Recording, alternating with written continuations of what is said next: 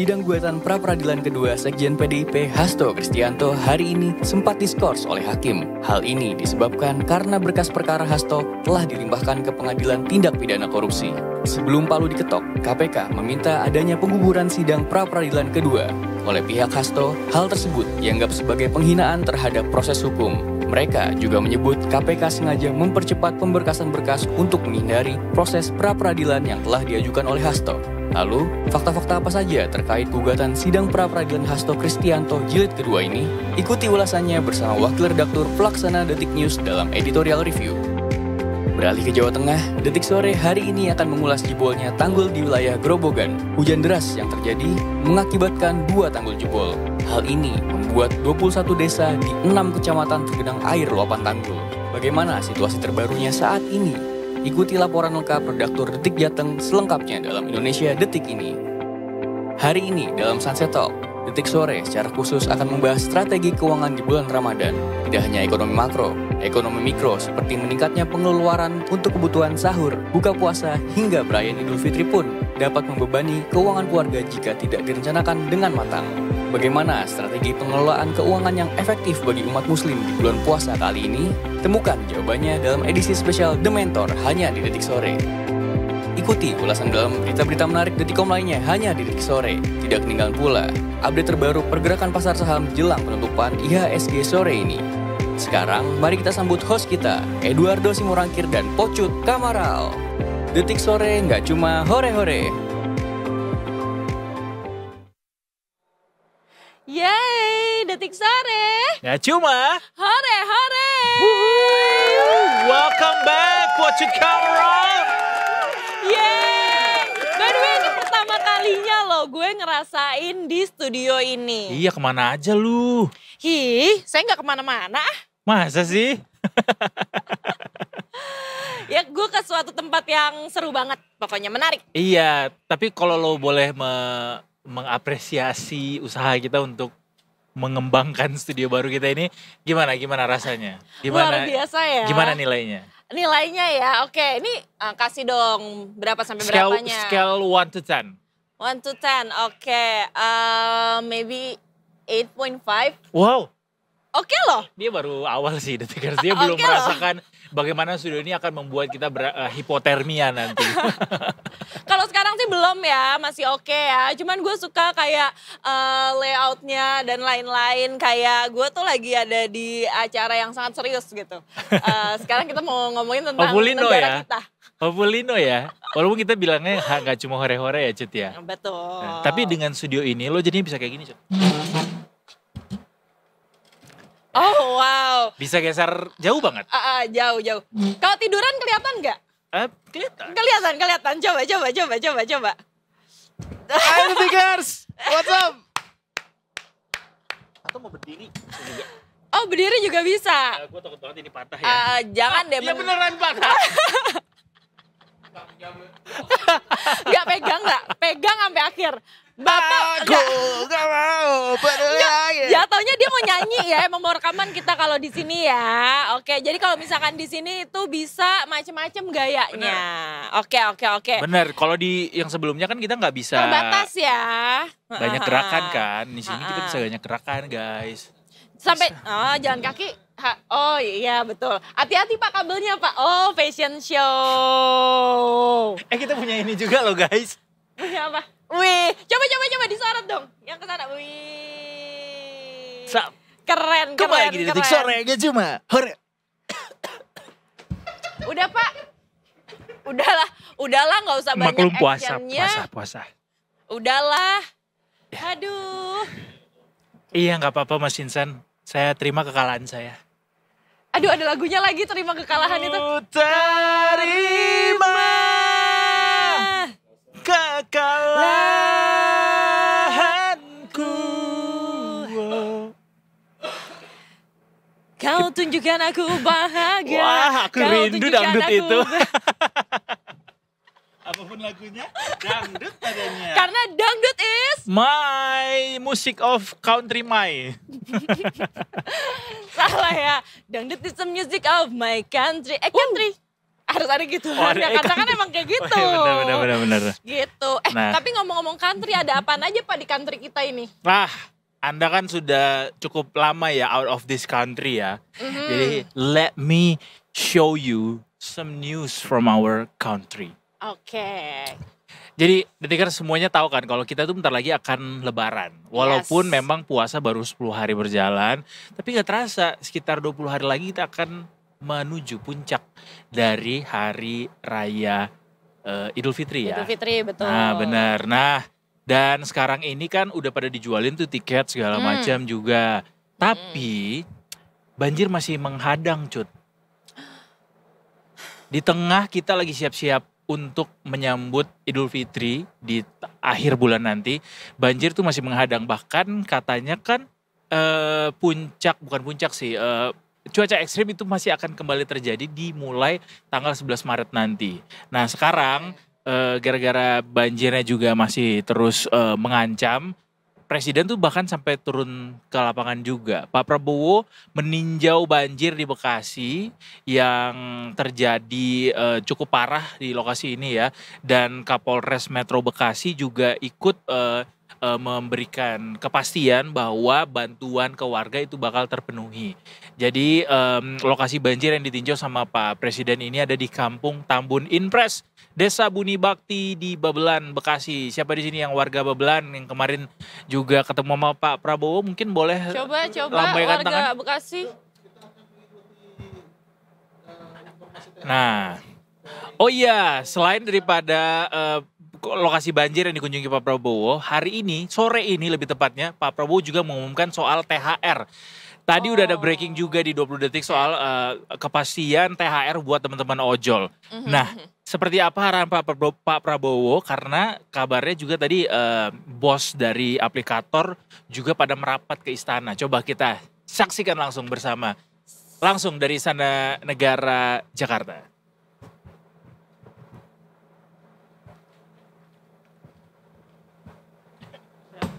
Berapa lama nih?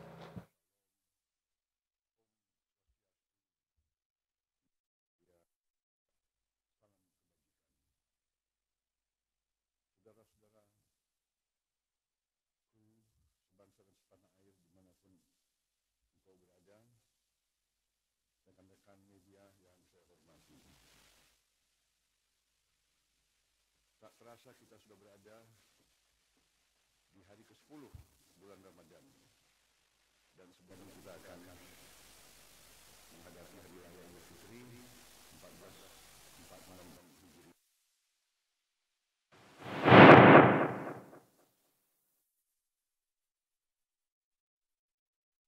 Dari para menteri Kabinet Tanah Putih, mereka telah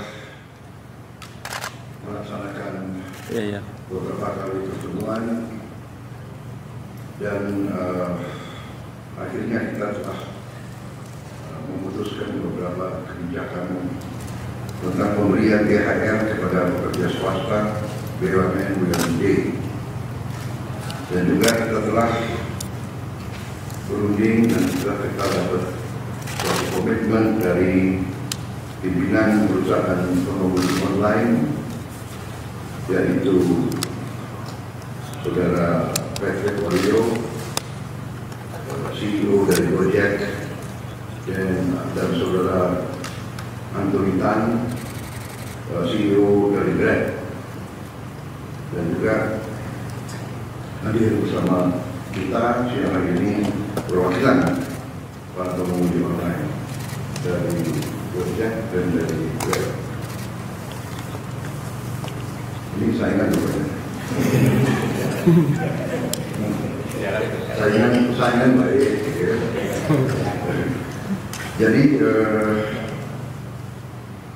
saya sampaikan sebagai berikut. Yang pertama, saya minta agar pemberian THR bagi pekerja swasta, BUMN, BUMD diberi paling lambat 7 hari sebelum hari raya Idul Fitri. Dan besaran dan mekanismenya akan nanti disampaikan oleh Menteri Ketenagakerjaan melalui surat edaran. Kemudian yang kedua, tahun ini pemerintah menaruh perhatian khusus kepada para pengemudi dan kurir online yang telah memberi kontribusi yang penting dalam mendukung layanan transportasi dan logistik di Indonesia. Untuk itu pemerintah menghimbau kepada seluruh perusahaan layanan angkutan berbasis aplikasi untuk memberi bonus hari raya kepada pengemudi dan kurir online dalam bentuk uang tunai dengan mempertimbangkan keaktifan kerja. Saat ini terdapat kurang lebih 250.000 pekerja pengemudi kurir online yang aktif dan kurang lebih 1 sampai 1,5 juta yang berstatus part-time, yang tidak full-time tapi part-time bekerja. Untuk besaran dan mekanisme pemberian bonus hari raya ini kita serahkan dan nanti akan dirundingkan dan akan disampaikan oleh Menteri Ketenagakerjaan melalui surat edaran. Saudara-saudara sekalian, semoga dengan kebijakan ini dan para pengemudi online dapat merasakan libur dan mudik dan Idul Fitri dalam keadaan yang baik. Saya ucapkan terima kasih kepada Menteri Ketenagakerjaan, kemudian Menteri Perhubungan, dan Menteri Sesnek, Seskap, juga kepada pimpinan perusahaan, Saudara Patrick Waluyo dan Saudara Anton. Kerjasama yang baik ini juga saya ucapkan terima kasih kepada para pengemudi dan kurir online dimanapun engkau berada. Terima kasih. Wassalamualaikum warahmatullahi wabarakatuh. Sejahtera bagi kita sekalian. Shalom. Om Santi, Santi, Santi Om. Namo Buddhaya, salam kebajikan. Bagi yang melaksanakan puasa, selamat meneruskan ibadah kita dan sampai kita jumpa kembali. Terima kasih. Selesai. Sekali lagi. Itu dia tadi pidato dari Pak Prabowo langsung dari Istana Negara soal pemberian THR buat driver ojek online dan juga kurir juga termasuk katanya, Jun. Oh iya. Kurir online. Tapi itu bukannya sesuatu yang bagus ya?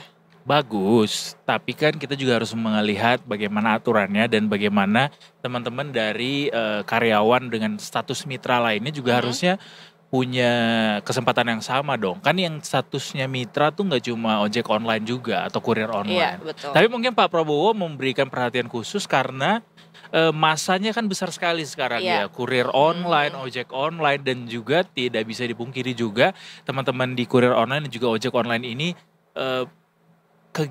perannya itu sangat erat gitu sama masyarakat saat ini. Apa-apa sekarang kita pakai ojek online, apa-apa pesan online, ada kurirnya. Jadi sepertinya maksudnya adalah supaya teman-teman dari driver dan juga kurir online ini bisa merasakan nikmatnya berhari raya, mendapatkan tunjangan begitu ya. Betul, iya. Nah, dan dari istilahnya juga bukan THR ternyata tadi disampaikan sama Pak Prabowo, kalau boleh saya kutip yang tadi disampaikan langsung di istana, bentuknya adalah semacam bonus. Bonus, jadi kayak bonus hari raya gitu ya? Betul, bonus hari raya. Jadi ini akan diberikan kepada para driver ojek online dan juga kurir online berdasarkan keaktifannya dan juga kinerjanya katanya. Oh gitu, soalnya kan emang kalau misalkan bulan Ramadan ini mereka pasti lebih sibuk loh. Banyak banget nganter-nganter, lebih banyak hampers. Iya bisa. Ya kan, Iya. terus kayak orang-orang pingin banget pulang lebih cepet. Jadi pakai ojek online. Dan gue ya rasakan kan? juga di momen hari raya ini atau momen Ramadan ini berasa lebih mahal deh, jujur. Berasa lebih mahal. Iya, kayak sebelumnya nggak segini tapi kok inflasinya jauh lebih cepat ya naiknya daripada yang lain. Apakah duit yang dinaikkan itu, tarif yang dinaikkan itu untuk memfasilitasi imbauan pemerintah untuk memberikan bonus hari raya kepada teman-teman driver? Mungkin ya, tapi apakah jauh banget naiknya? Lumayan cut, Masih naik bisa 3.000 gitu. Toleransi. Coba gimana dulu? Tolerir. Tolerir.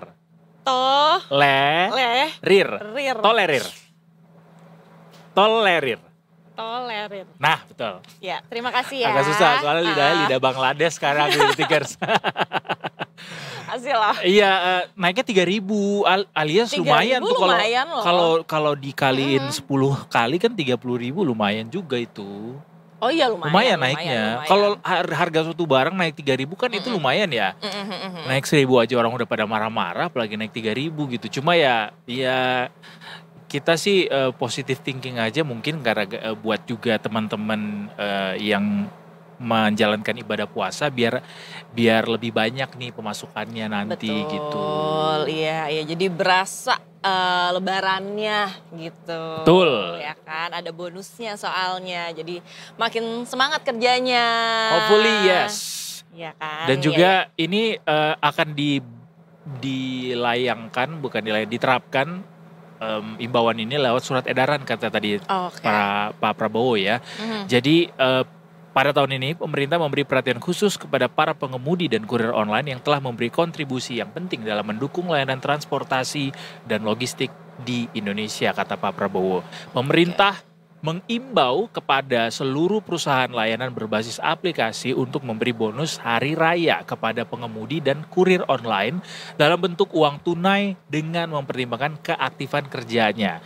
Jadi akan ada sekitar 250.000 pengemudi dan kurir online aktif yang akan menerima ini. Selain itu ada juga 1,5 juta driver dan kurir online part-time. Untuk besaran dan mekanisme pemberian bonus hari raya ini kita serahkan nanti dan dirundingkan bersama dengan Menteri Ketenagakerjaan melalui surat edaran. Begitu statement dari Pak Prabowo. Oke. Selamat ya buat teman-teman driver yang mendapatkan dan juga buat teman-teman di aplikator. Selamat untuk menyusun strategi kembali keuangannya untuk bisa balance gitu. Karena tiba-tiba ada imbauan gitu ya mengeluarkan dana lebih karena biasanya teman-teman driver online memang nggak dapat THR karena status mereka sebagai mitra begitu. Iya. Tapi Pak Prabowo bukan cuman bikin himbauan ini aja, tapi juga ngecek banjir di Bekasi, ya kan yang kayak tadi, ya kan, dan buka puasa bareng di rumah warga. Wih. Apa ya ininya ya, tajilnya ya, penasaran juga sih. Kita langsung bertemu sama Pak Prabowo yang udah enggak ya? Bukan. Jadi Pak Prabowo ini mengunjungi warga yang terdampak banjir di Babelan, Kabupaten Bekasi, Jawa Barat menjelang buka puasa gitu. Karena masih tergenang tuh. Nah terus abis itu Pak Prabowo ditemani sekretaris kabinetnya di Indra Wijaya tampak berbincang dan menanyakan kondisi warga. Pak Prabowo juga menyerahkan bantuan makanan bagi warga untuk berbuka puasa. Tuh, dan berbuka puasa di salah satu rumah warga bernama Handan gitu. Nah sekarang kita tersambung sama Pak Handan. Kita tanya apa menu berbuka puasa Pak Jokowi lagi, Pak Prabowo kemarin ketika mengunjungi rumah beliau di Bekasi. Enggak dong, enggak ada dong. Pak. Tapi mungkin ada di sini, ada kelihatan nggak makanannya apa? Coba di deh. videonya Setcap nih kita ambil langsung apakah ada menu yang terpampang. Yang terlihat sih masih mukanya Mayor Teddy doang nih bersama dengan warga Bekasi lainnya ya. Kalau saya pikir kayaknya ada kolaknya. Karena warna airnya lumayan kayak ada arennya ya. Saya nggak ngomong tapi cuman kan khasnya kalau takjil di sini kan kolak. Oh gitu, iya. Nah emang biasanya Bapak apa takjilnya kalau boleh tahu? Saya kemarin beli pecel. Oke. Dan rasanya walaupun mungkin kita ngurangi namanya konsumsi gorengan, tapi nggak lengkap kalau kita nggak berbuka tuh dengan gorengan kalau orang Indonesia. Wah parah, ya nggak sih? Iya lagi. Harus ada risol paling nggak, terus ada bakwannya juga, tahu. Iya. Nah, pokoknya yang kenyal-kenyal gitu tuh. Mesti ada paling nggak satu gitu biar afdol rasanya. Iya lagi, benar. Enggak, tapi biasanya habis buka puasa makan satu aja udah kenyang. Betul. Tapi kita belinya banyak. Betul, lebih ke lapar mata memang. Lapar mata, benar, nggak boleh. Emang, tuh. padahal nggak ikut puasa juga, tapi belinya banyak. Dan ketika pas sudah dimakan tetap udah keburu kenyang. Betul. Belum habis semuanya. Jadi pengen gorengan deh hari ini. Nah, nanti ada kayaknya deh. Nanti ada, pengen banget lagi. Tapi kita juga berbela sungkawa untuk teman-teman calon anggota sipil, aparatur sipil negara yang mereka nih mundur untuk pengangkatannya. Jadi katanya nih banyak yang udah bela-belain resign sampai karena ini diundur begitu pengangkatannya, mereka akhirnya harus nganggur dulu. Udahlah momennya ini lebaran lagi, mereka nganggur, nggak ada THR. Jadi ya sabar ya guys ya. Sabar. Memang langkah pemerintah mengundurkan jadwal pengangkatan CASN atau calon aparatur sipil negara 2024 ini akhirnya menuai respons negatif dari banyak pihak, khususnya para pelamar, karena mereka banyak yang sudah keburu kadung resign, Detikers. Rencana terbarunya kan calon PNS baru ini bakal mulai diangkat di bulan Oktober 2025. Sedangkan untuk P3K di bulan Maret 2026. Jadi still a long way to go mereka untuk bisa mendapatkan status sebagai CASN. Nah, kalau mengacu pada jadwal seleksi CPNS terakhir, harusnya tuh mereka diangkatnya di bulan April depan atau di bulan Mei 2025 ini. Tapi jadinya mundur 5 bulan, bahkan P3K lebih sedih lagi karena mundurnya setahun gitu ya. Setahun, dari yang sekarang tapi ya, Maret 2026 jadinya. Nah, salah satu peserta CPNS 2024, Alba, menyampaikan rasa kekecewaannya terhadap kebijakan ini karena dia udah menantikan momen ini sampai harus resign gitu, mundur dari pekerjaannya saat ini. Rencananya dia tuh akan dilantik di bulan Mei nanti katanya, tapi akhirnya dengan ada keputusan ini, beliau akhirnya harus menganggur dan gagal gitu rencananya untuk bisa memulai tugas menjadi abdi negara di bulan April dan Mei mendatang begitu. Dan banyak juga dari netizen lainnya yang akhirnya mencurahkan isi hatinya di media sosial.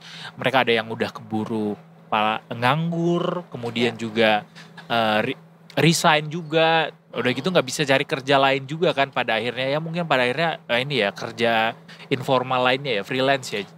Sambil nungguin nanti pengangkatan CPNS di bulan Oktober nanti. Nah, tapi lumayan lama sih nunggunya untuk sih. jadi part time dan bisa bikin konten dulu di TikTok terus nanti live. Jangan nanti keterusan, nanti nyaman.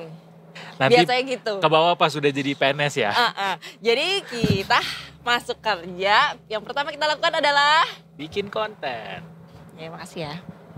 Bukan, duduk. Oh, duduk dulu boleh? Duduk dulu ya. Duduk dulu Napas ya dulu guys. ya, napas. Jadi ini nih tempat aku kerja kayak gini nih gitu. Biasanya kan kayak gitu. Benar. Gitu. Dan Menpan RB mengatakan alasan pengangkatan CPNS dan P3K 2024 ditunda yakni Kemenpan RB dan Badan Kepegawaian Negara hendak menata pengangkatan CASN 2024 agar dilakukan serentak di seluruh instansi begitu. Jadi ya menjelaskan terhitung mulai tanggal pengangkatan CPNS dan P3K sebelumnya tidak sama karena setiap instansi memiliki tanggal terhitung mulai tanggal masing-masing. Dalam konteks pengangkatan CASN, terhitung mulai tanggal adalah tanggal resmi seseorang masuk kerja sebagai CPNS dan P3K begitu. Oh jadi mau diseragamin tanggal pengangkatannya. Jadi in short, jadi masing-masing tuh beda-beda fasenya gitu ya. Dan akhirnya karena pemerintah pengen nyeragamin, ditundalah jadinya semuanya di Oktober rencananya nanti ya. Ya. Betul-betul. Soalnya Marvel saja kan sekarang Marvel ini kan diseragamin sekarang. Apanya yang diseragamin Marvel? Iya kan? Universe-nya sama semuanya di sana. Emang iya ya? Iya kan udah di atas semua sekarang, nggak ada yang di sini. Oh. Siapa coba yang di bumi? Sisa siapa? Ada banyak yang di bumi. Siapa yang di bumi? Kapten Amerika. Di bumi kan? Nanti lama-lama dia juga naik. Iya Diseragamin. sih, dipanggil ke surga. Coy. Naik tuh. Dan ngomong-ngomong soal CPNS nih Detikers, jadi ini juga diikuti sama demonstrasi sebenarnya dari teman-teman CASN juga, karena mereka udah pada berencana untuk melakukan demonstrasi di 3 titik di Jakarta. Ya. Dan ratusan polisi juga disiagakan untuk mengantisipasi demonstrasi ini. Jadi CASN bersama dengan pegawai pemerintah dengan perjanjian kerja atau P3K akan melakukan aksi unjuk rasa ini untuk menolak penundaan pengangkatan. Ada 894 personel gabungan dikerahkan untuk melakukan pengamanan terhadap demonstrasi ini yang disebar di sejumlah titik lokasi aksi. Sementara itu rekayasa lalu lintas di sekitar lokasi aksi bersifat situasional. Dan ingatkan juga kepada seluruh personil yang terlibat pengamanan untuk bisa selalu bertindak persuasif.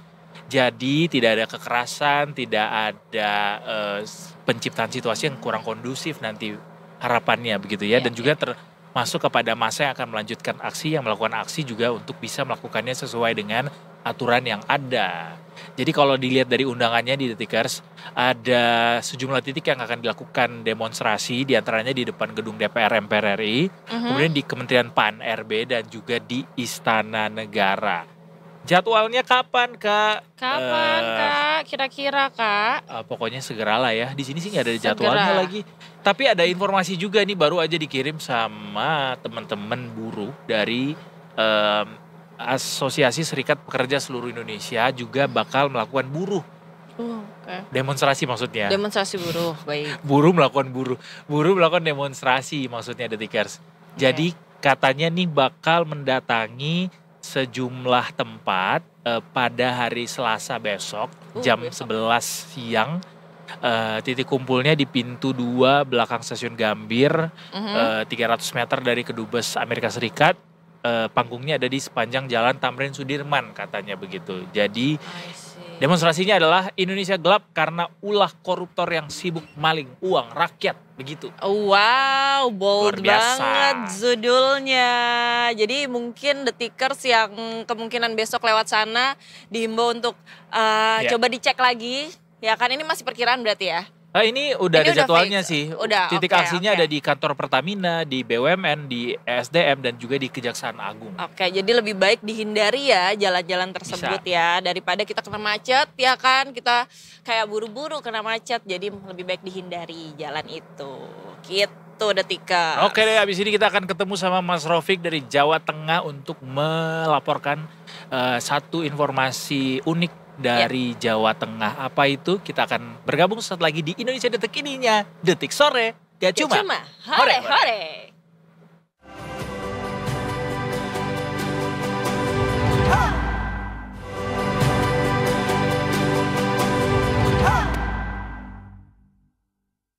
Masih di Detik Sore. Gak cuma Hore. Maaf ya guys, tadi saya bilangnya unik. Anda bilangnya menarik. Unik dan menarik. Di satu sisi bisa dibilang unik juga sih sebenarnya. Betul. Karena kok bisa tanggul jebol gitu. Kan biasanya tanggul tuh dijaga supaya sampai gak jebol. Betul. Ini kok bisa There jebol. must be something unik lah kan. Kenapa alasannya gitu. Dibikin ulang tahun Perak. Kayak sering ya kedengarannya. Anyway, kita langsung terhubung sama Mas Rofik yang ada di Jawa Tengah untuk melaporkan kondisi terkini di Grobogan. Katanya ada ribuan kepala keluarga yang terdampak. Betul. Wow, that's huge. Selamat sore. Mas Rofik. Apa kabar Selamat sore Mas Edo, Mbak Poco. Selamat sore Mas Rofik, apa kabar? Sehat ya? Iya. Ini wallpapernya ganti lagi, balik lagi kita. Iya. Ke Batu Bata. Balik lagi seperti yang dulu. Benar, seperti yang dulu. Apakah ini juga berparalel gitu sama berita yang hari ini akan kita obrolin Mas Rofik? Apakah tanggul jebol di Grobogan ini dulu pernah juga jebol Mas Rofik? Iya, atau pertama kali kah ini? Iya betul Mas Edo, Mbak Poco. Jadi memang jebol ini kembali terjadi gitu. Oke. Jadi memang ini yang membuat warga Grobogan atau yang biasa dikenal sebagai Purwodadi. Katanya kota yang isinya bapak-bapak. Purwodadi. Purwodadi. Bagus banget jokes bapak-bapaknya. Ya. Jadi memang banjir ini sudah terjadi pada akhir Januari kemarin. Ya. Jadi baru akhir Januari kemarin terjadi dan terjadi lagi beberapa kali. Jadi 2 hari ini adalah banjir keempat yang dialami oleh warga Grobogan selama ya sekitar 2 bulan terakhir lah. 1,5 bulan terakhir. Iya. Jadi memang pemicunya adalah tanggul yang jebol di Sungai Tuntang. Karena memang curah hujan yang cukup tinggi dan kondisi tanggulnya yang memang sudah cukup tua dan strukturnya sudah mulai menipis. Jadi kalau di 25 Januari kemarin ada 4 tanggul yang jebol, 4 titik. Untuk kali ini sebenarnya titik yang jebol cuma 1 tapi besar. Dampaknya juga cukup besar. Sekitar ada 21 desa yang terendam dan berdampak pada 4.200 warga. Wow. Walaupun tidak semua mengungsi, masih banyak warga yang masih bertahan di rumahnya masing-masing. Terendam tuh dari ini. Dari mana sampai mana Mas ketinggiannya Mas yang terendam ini? Kalau ketinggian bervariasi ya, mungkin dari 20 cm sampai 1 meter. Cuman karena ini banjirnya akibat tanggul yang jebol, sehingga pada awalnya banjir cukup deras dan ini lumpurnya cukup tebal. Jadi memang berbeda dengan banjir yang sifatnya genangan gitu. Karena ini tanggul jebol, maka memang alirannya memang sempat cukup deras. Dan lumpurnya memang cukup cukup tebal ya. Nah, kalau misalnya tanggul yang jebol ini tuh menahan air dari mana aja sih Mas secara geografis? Ini sebenarnya dari Sungai Tuntang. Jadi Sungai Tuntang itu yang berhulu di Rawapening. Rawapening itu perbatasan antara Semarang Salatiga. Itu alirannya sampai ke Purwodadi, sampai ke Demak, sekitar panjangnya 101 km. Dan ini tanggulnya memang sudah cukup lama. Kita belum dapat data kapan dibangun, tapi pada tahun 1998 atau sekitar 27 tahun yang kemarin itu sudah pernah diperbaiki sebenarnya, sudah pernah diperkuat, tapi karena sudah cukup lama di sekitar lokasi Grobogan ini memang strukturnya sudah menipis. Dan yang cukup krusial adalah titik yang jebol ini berada di dekat rel kereta api jalur utama dari Semarang menuju Surabaya.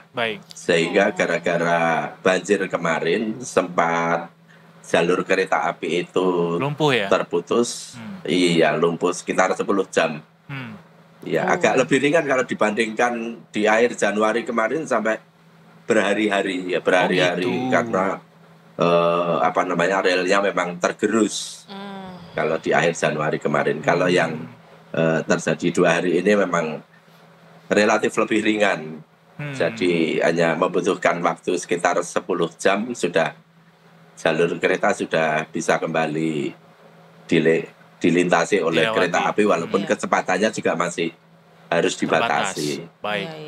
Ini kalau melihat dampak banjirnya yang sampai ribuan kepala keluarga yang terdampak, berarti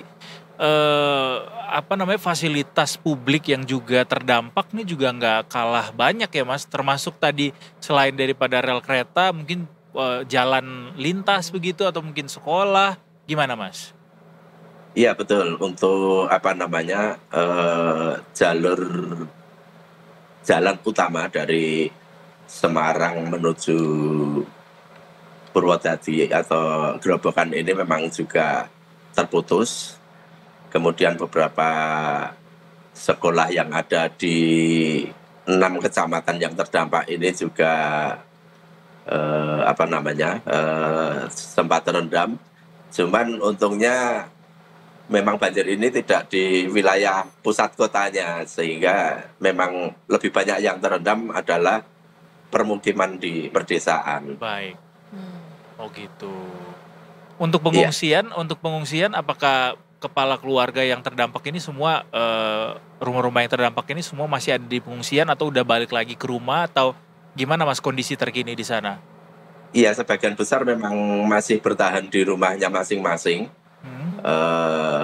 Pengungsi hanya orang-orang tua dan anak-anak tercatat di BPBD Jawa Tengah. Meskipun banjir ini berdampak ke 4.200 kakak, tapi yang mengungsi hanya sekitar 150 kakak. Oh, banyak yang yang lain bertahan. lebih banyak bertahan di rumah, menjaga rumah semacam itu. Oke, nah kalau untuk respon pemerintah setempat terkait ini gimana? Apakah ada status darurat yang ditetapkan, Mas? Iya betul Mbak Putu. Jadi hari ini dari pemerintah Kabupaten Grobogan menetapkan masa tanggap darurat selama 2 pekan ke depan. Oke. Sehingga dengan adanya tanggap darurat ini, untuk dana-dana tanggap darurat bisa segera dicairkan dan bisa untuk membantu masyarakat maupun warga yang terdampak dari banjir yang terjadi di Grobogan ini. Iya. Di sana masih cukup tinggi nggak sih Mas curah hujannya? Dari BMKG memang untuk 3 hari ke depan memang curah hujan memang diperkirakan masih cukup tinggi karena ada pengaruh dari bibit siklon yang terjadi di barat Sumatera. Memang dampaknya sampai Jawa Tengah. Jadi bibit-bibit awan ini kemungkinan akan menumpuk dan cukup tinggi dan tebal selama 3 hari. 3 hari ke depan. Iya, Oke. betul. Kalau untuk bantuan yang paling dibutuhkan saat ini apa, Mas? Bantuan kalau kira-kira? saat ini yang sudah Yang paling dibutuhkan dibagikan saat ke ini. warga memang bahan makanan dan dapur umum. Karena kondisi rumah yang basah, Betul. warga yang kesulitan untuk memasak, baik Iya. untuk makan sahur maupun berbuka barangkali semacam itu. Dari Pemkab sama Pemprov saat ini sudah mendistribusikan logistik bahan makanan. Mas, kalau tanggul jebolnya berarti saat ini masih belum bisa diperbaiki begitu ya, karena curah hujan yang masih tinggi tadi ya? Iya betul, curah hujan masih cukup tinggi dan aliran airnya dari Sungai Tuntang itu memang masih cukup deras.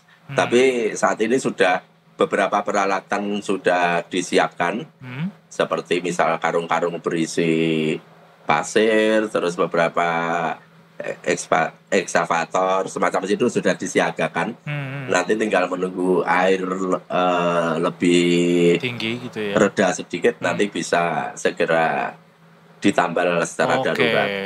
Ya, Karena mengingat ini kalau misalnya kita lihat video airnya kan cukup deras ya, dan deras juga banget. curah hujan Iya, juga betul. curah hujan ekstrim masih akan ada begitu sampai beberapa hari ke depan. Sehingga rasa-rasanya kayak apakah tidak ada imbauan gitu untuk masyarakat sekitar sana yang terdampak yang masih memilih bertahan di rumah, untuk apakah harus dievakuasi atau seperti apa gitu Mas? Nggak ada imbauan ya? Kalau sebenarnya sudah tempat-tempat pengungsian sudah dipersiapkan. Tapi warga karena mereka menganggap masih ini belum bahaya yang cukup besar, mereka masih banyak yang bertahan di rumah untuk menjaga rumahnya masing-masing. Oh, Baik. iya, Ini iya. kalau dilihat airnya nih Soalnya airnya kelihatannya emang Iya, kayak betul. deras ombak. banget, benar. Karena Deras banget. ya tanggul jebol kan ya. Benar. Jadi memang air yang awalnya tertahan tiba-tiba terlimpas dengan tiba-tiba, sehingga ya cukup Iya, deras iya. juga. Iya. Dan gak kebayang lumpurnya sih, emang pasti tebel banget. Betul. Dan Betul ya. kalau dianalisis Mas, mungkin ada komentar juga dari ahli tertentu kenapa tanggul bisa sampai jebol kembali ini, apakah misalnya ada ada alih fungsi lahan di hulu begitu yang akhirnya membuat debit air sungai tidak cukup kuat gitu untuk menahan curah hujan yang ekstrim atau seperti apa, Mas? Sebenarnya kalau dari PUPR sendiri sebenarnya sejak tahun 2001 kemarin sudah melakukan penguatan secara bertahap. Tapi ya memang karena Sungai Juwana ini cukup panjang dan melalui beberapa kabupaten sehingga dimungkinkan yang di sebelah Gerobokan ini memang belum tertangani dengan baik. Jadi menunggu giliran. Dan kemarin dari analisis PUPR memang strukturnya memang sudah cukup tipis tanggul-tanggulnya. Tapi di Jawa Tengah cukup banyak ya Mas daerah yang mengalami kebanjiran gitu setelah adanya curah hujan ekstrim ini ya. Termasuk kemarin juga pas jalan-jalan ke Ngawi begitu juga termasuk tuh di antara aliran Bengawan Madiun sama Bengawan Solo tuh pada melimpah semua ya Mas ya airnya ya Mas. Iya betul, apalagi kalau Bengawan Solo itu semakin ke timur kan semakin ke hilir juga akan semakin gede gitu. Semakin gede ya. Airnya akan semakin gede apalagi di Jawa Timur daerah Bojonegoro itu sungainya berkelok-kelok. Sehingga kadang-kadang kalau alirannya cukup deras gitu, sungainya belok tapi airnya masih lurus gitu. Iya. Jadi ngehempas gitu Mas ya. Keluar dari trek ya. Iya. Betul. Dan itu langsung di wilayah kota Bojonegoro. Jadi di tengah kota? Ya, di tengah kota, ya betul. Kayak Semarang gitu Mas ya? Betul, hampir sama gitu dengan ya? Semarang. Tapi kalau Semarang kan biasanya memang diperparah karena rob kan sebenarnya. Benar. Dari sungainya deras, lautnya tinggi Semarang itu. Sehingga ya memang daerah Pantura, Semarang, Demak itu memang kadang-kadang nggak musim hujan aja tiba-tiba banjir. Benar. Iya. Tapi kalau Mas Rofik aman Mas? Kalau Solo, di Solo? Kebetulan ya karena Bengawan Solo di daerah hulu, itu relatif lebih aman lah. Siap. Sayang sekali kemarin nggak ketemu sama Mas Rofik padahal sempat harusnya ke Solo. janjian loh. Benar. Tapi karena buru-buru harus langsung ke Ngawi jadi nggak sempat. Oh iya, padahal lewat Solo. Iya benar. Mas Rofik ini ada satu yang tidak luput dari perhatian kita. Apakah itu? Mic barunya Mas Rofik ini. Betul. Oh iya. Mic-nya baru sekarang. Kayaknya mau nyaingin Detik Sore ya. Kayak lebih hijau gitu loh. Iya sama Mbak Potsu. Benar. Keren.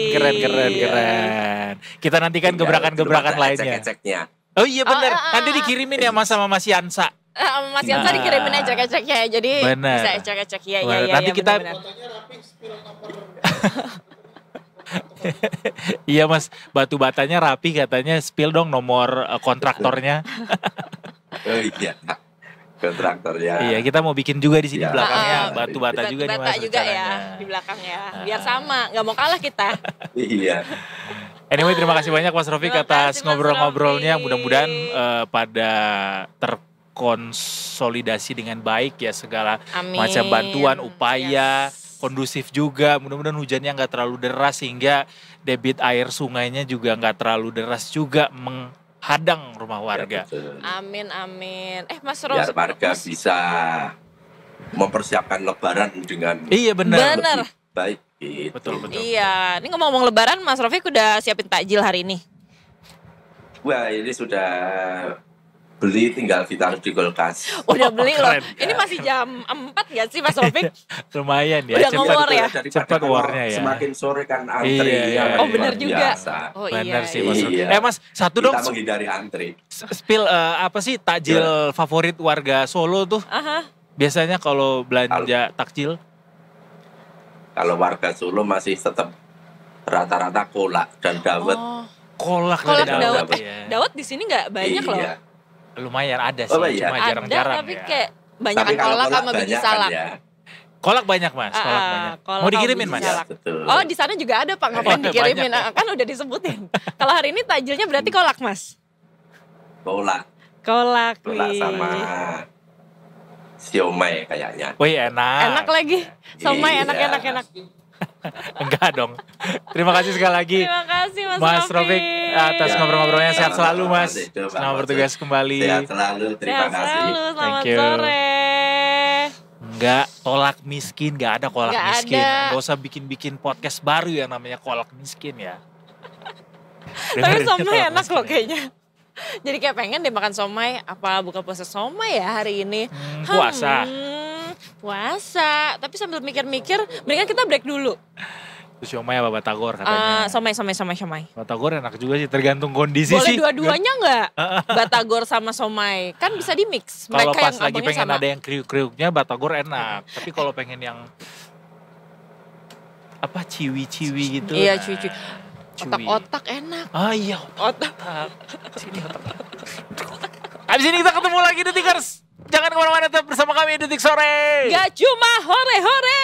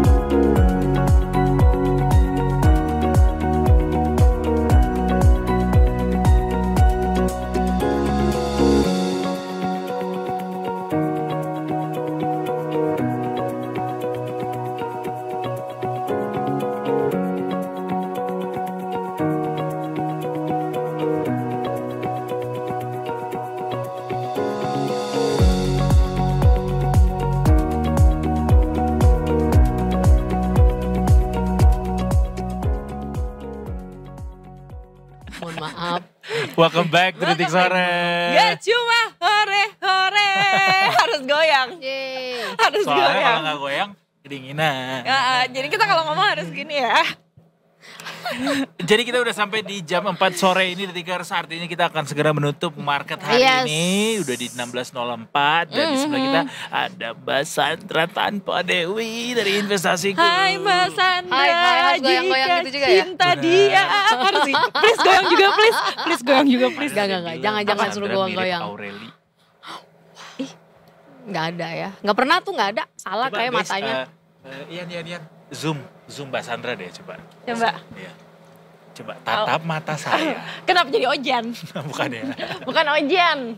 Aureli. Zoom. Lihat Mbak Dari Sandra. mananya? Mbak Sandra lihat ke kamera. Coba. Jauh. Lihat Lihat. kamera, pose Jauh. 1, Aureli 2, 3. atau Momo Gesia? Yang Ya, jelas. Pokoknya polling terbanyak nanti kita datengin antara Aureli sama Momo Gesianya ya. Oh iya benar. Urusan lo ya itu ya. Urusan Datengin Mas mereka Yansa ya. boleh gak?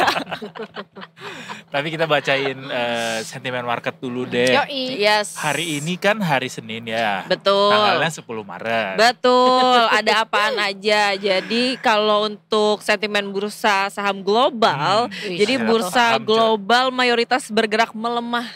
Iya. Tapi ini dari Jumat kemarin nih, karena ini kan hari Senin ya kan. Betul. Jadi Iya, update-nya dari Jumat kemarin. Jadi bursa utama Asia Nikkei, Kospi, Hang Seng, dan Shenzhen, bener nggak ngomongnya? Iya betul. Betul ya kan?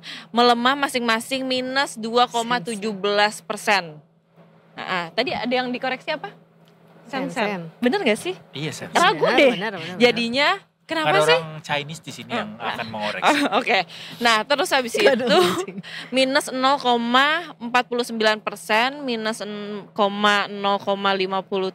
dan 0,01% minus 0,50%. Nah, penurunan ini berlangsung di tengah penundaan penerapan tarif terhadap Kanada, Meksiko oleh Trump yang semakin menimbulkan ketidakpastian di pasar dan juga sikap wait and see. Gimana, Bagus gimana? juga ya. Kalau baca Wait-nya berita gimana? kan Wait-nya lebih gimana? semangat Gimana gitu. wait-nya? Wait NC. and see. Iya, Iya kan iya. gitu. Harus gini ya? Harus gitu, terhadap rilis data non-farm payroll-nya Amerika begitu. Gitar, jreng. Silakan Pak. Jreng. Kita langsung aja ke bahasa Sandra kalau gitu ya. Bisa dibacain lagi sentimennya karena banyak banget yang pasti. Banyak. Semua sentimen hari ini mestinya juga bermuara kepada kinerja IHSG hari ini. Betul. Dan Yes. seperti apa kinerja hari ini di Seperti market apa? kita? Teteo. Jeng jeng jeng jeng. Merah guys. 0,57%. Walaupun di atas padahal Salah hijau itu ya. 6.598, Benar. hampir 6.600. 6.000. Nah, itu salah tuh. IHSG kembali ke belum. level 6.500-an walaupun agak tipis ya di 98. Apa? Turun 37 poin atau sekitar 0,57%. Dengan transaksi yang cukup sepi 8,4 triliun aja walaupun mungkin masih berjalan tapi harusnya nggak Iya, jauh-jauh dari hari ini itu. hari ini 9,3 triliun ya. Tapi Yes. mengapa ini bisa terjadi? Setelah Apakah ini karena hari Senin? enggak juga Siapa sih. tahu kan? Itu kan karena IHSG kemarin udah naik ya seminggu ya. Mm-mm. Seminggu kemarin itu beritanya ya faktor domestik lah. Bukan faktor global, domestik karena kemarin ada JP Morgan naikin rating perbankan Indonesia gitu kan. Terus asing udah mulai masuk, ternyata hari Jumat kemarin asing tuh udah keluar, udah taking profit. Jadi kenaikan itu kenaikan sesaat. Kalau kita lihat makroekonomi global, kayak data kemarin per Jumat kemarin tuh ada yang kedinginan ya. Ya udah begini aja Pak. Jadi saya di terkaterin bawah aja. Kan nggak kelihatan kamera. Kelihatan. Kelihatan Makanya bergoyang. kalian badannya kayak gini. Terus gimana Mbak? Gitu. Setelah ada sentimen itu, apa yang keluar? Enggak, ini program serius ya guys. Ini serius ya. Tapi kan boleh biar nggak Boleh bosan. biar dengarnya, nggak ini ya. ya Jadi kan kemarin Jumat ada data tuh dari US tentang payroll pekerjaan yang tidak berkaitan dengan pertanian Aha. gitu kan. Ternyata emang ada lapangan pekerjaannya nambah nih Oke. sebesar 151.000 dari 125.000 ya nambah lah. Tapi nggak Tapi sesuai masih di bawah ekspektasi. ekspektasi. Ekspektasinya itu 161.000 gitu. Dan yang nambah itu juga ya pekerjaan yang di perawatan kesehatan kayak gitu, transportasi, pergudangan kayak gitu. Apalagi kan Amerika sekarang lagi banyak PHK juga ya, terutama di kementerian. Nah, data yang kemarin juga ada data tentang lapangan pekerjaan, pengangguran, dan data pengangguran itu naik 0,1%. Kayak gitu. Ini sebenarnya datanya ya sebenarnya dibilang bagus, nggak bagus-bagus amat, dibilang jelek ya nggak jelek-jelek amat gitu. Tapi mencerminkan oh ya udah berarti suku bunga masih hold nih, belum dalam waktu dekat belum diturunin dulu gitu. Nah, sedangkan kalau kita geser ke China tuh sekarang juga sudah mulai mau mengurangi produksi bahan bakar nih yang dari batu bara ya. Dia mau fokus nanti ke petrokimia. Terus data ekonominya China juga kurang bagus nih, mengalami deflasi gitu. Jadi makanya tadi kenapa Hang Seng itu turun kayak gitu kan. Dan data US juga itu hari ini juga per kemarin juga turun, pas hari ini juga plus, tapi plusnya tipis gitu. Jadi masih ada ketidakpastian global, ditambah juga harga minyak nih udah mulai turun lagi, semakin turun gitu. Dan tadinya US mau dia yang jadi produksi minyak, sekarang nggak OPEC akan produksi minyak secara besar-besaran. Dan harga emas masih naik karena terlihat dolar tuh mulai melemah kayak gitu. Sebenarnya ekonomi China, ekonomi Amerika tuh sedang nggak baik-baik aja.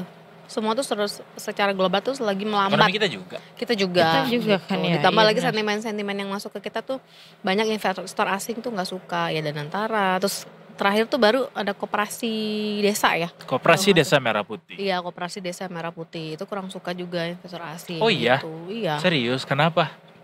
Karena jadi semakin ini dan antara aja mereka nggak suka, apalagi koperasi maksudnya dananya mau dikelola. Takut ada Iya, korupsi. berhubungan dengan itu juga. Kayak Masih- gitu. Masihkah kau ingat saya? Masih teringat.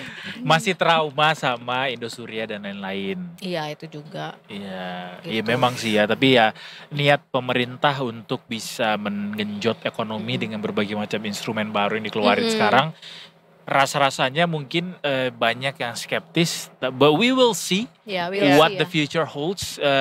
Karena memang belum dijalankan ya Mbak, dan antara belum dijalankan juga. belum. Koperasi Desa Merah Putihnya juga belum dijalankan. Belum, Mungkin di awal belum. memang akan Baru banyak mau. skeptisisme. Iya, Yang pada akhirnya nanti akan membuktikan kembali adalah pemerintah gimana caranya iya. bisa mengawasi ini semua dengan prudent gitu ya. Iya. Dan Pelaksanaan. wacana juga terakhir ada di berita dan antara tuh kemungkinan nanti uangnya bakal taruh di surat utang, bukan di instrumen saham dulu. Kayak gitu.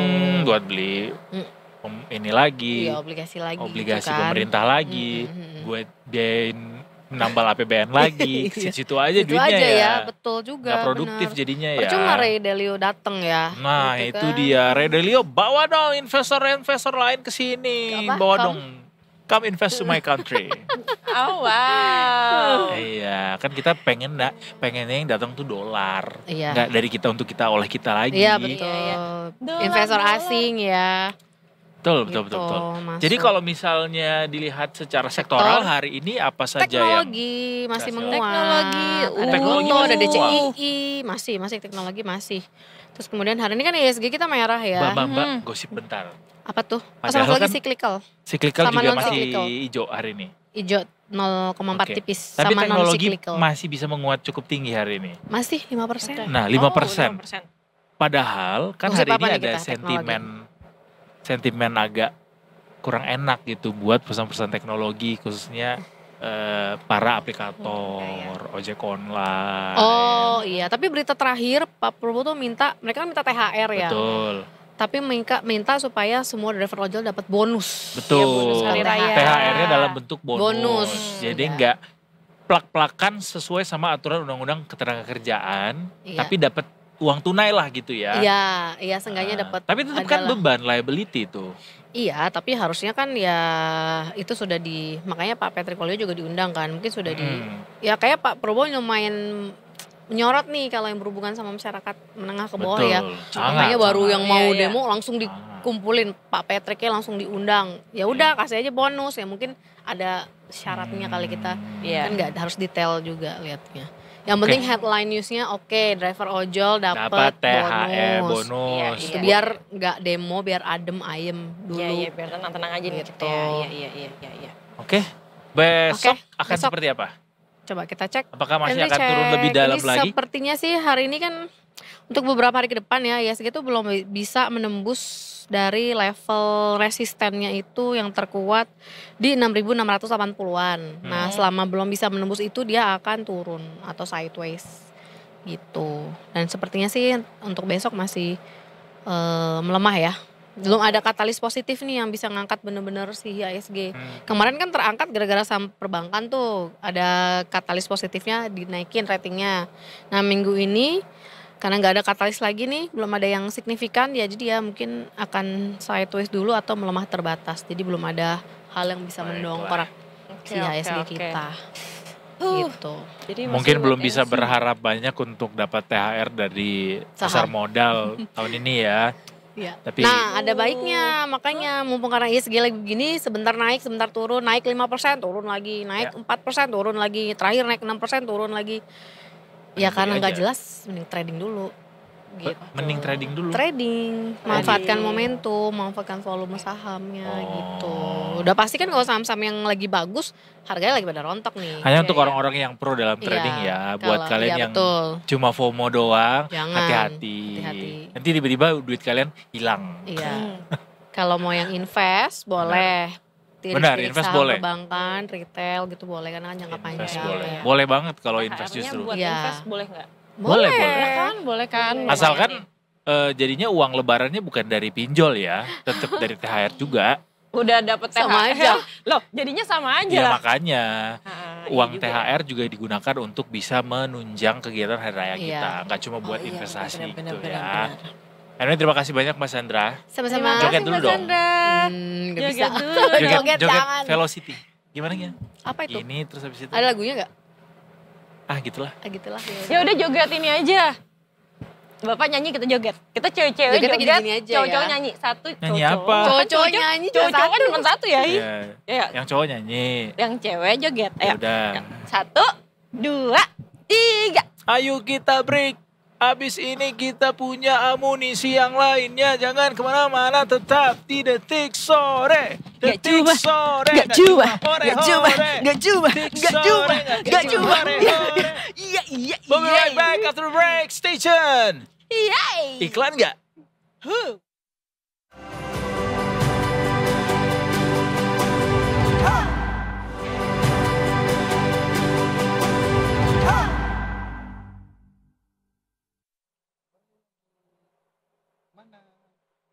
Masih di Detik Sore. Nggak cuma. Hore-hore. Yeah. Udah didengar tadi ada suara lain di sini Detikers. Nah, Wih, suara siapakah itu?